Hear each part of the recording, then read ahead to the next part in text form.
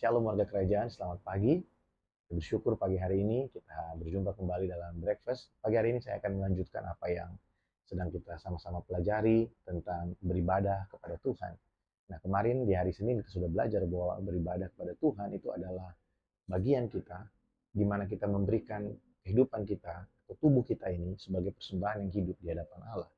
Kita belajar kemarin bahwa kalau kita mau memberikan hidup kita kepada Allah, jangan berikan yang sisa. Jangan hanya sekedar memberikan kepada Tuhan. Tapi dari ayat yang kita baca kemarin, Roma 12 ayat yang pertama, kita tahu bahwa yang Tuhan mau adalah korban persembahan, living sacrifice atau persembahan yang hidup, korban yang hidup di hadapan Allah.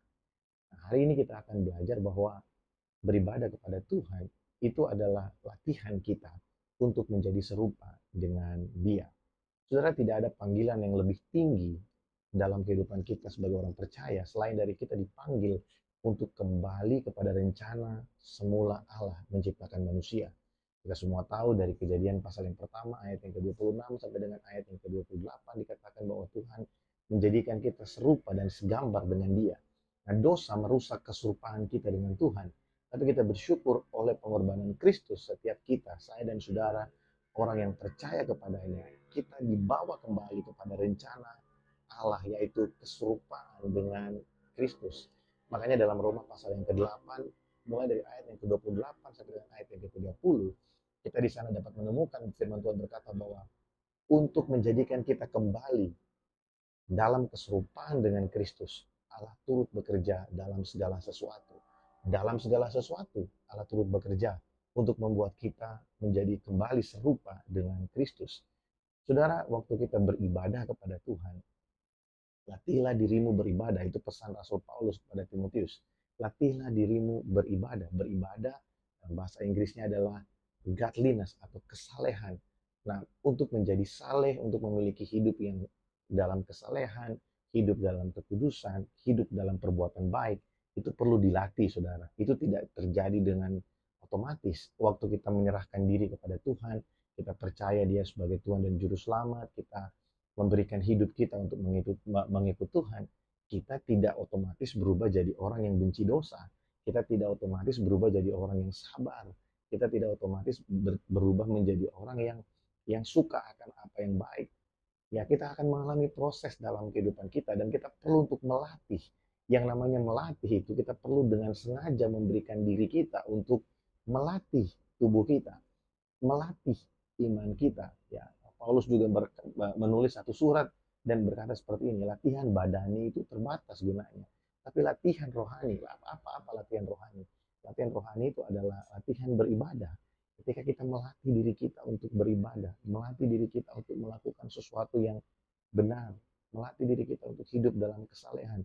Tentu yang namanya latihan pasti pernah mengalami kegagalan. Yang namanya latihan nggak mungkin langsung sempurna. Yang namanya latihan pasti kita akan berjumpa dengan kegagalan-kegagalan. Ya, kita mungkin berusaha untuk sabar, kemudian kita gagal. Tapi bukan berarti kita berhenti saat itu.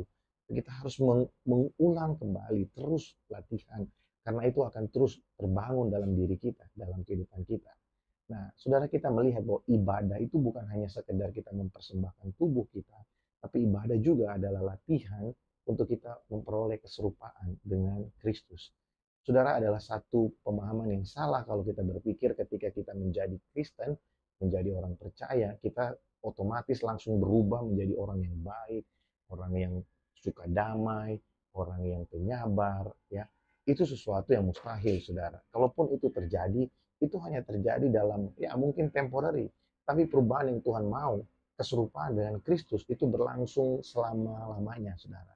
Dan untuk sampai ke situ, kita perlu mengalami proses dari hari ke hari. Sampai kapan?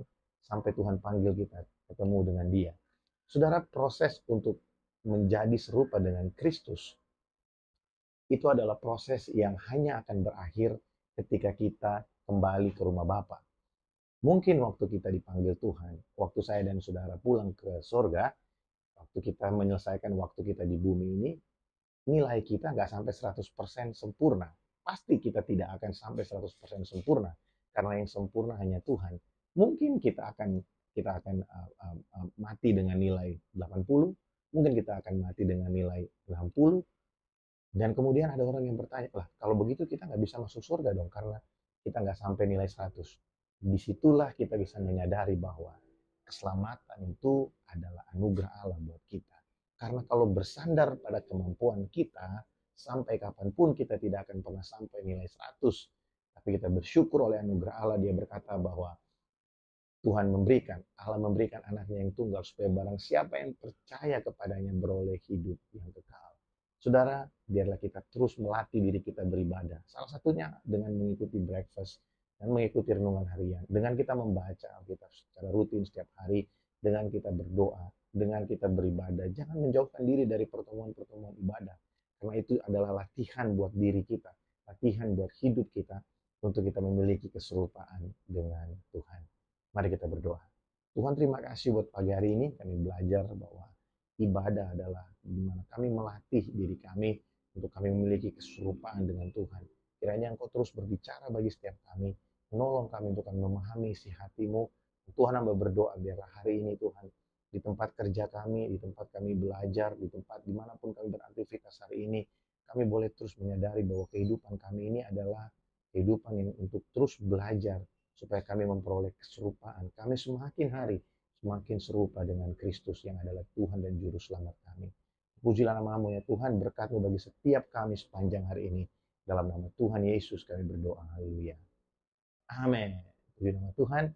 Selamat pagi Bapak Ibu Saudara, selamat beraktivitas. Tuhan Yesus memberkati. Shalom.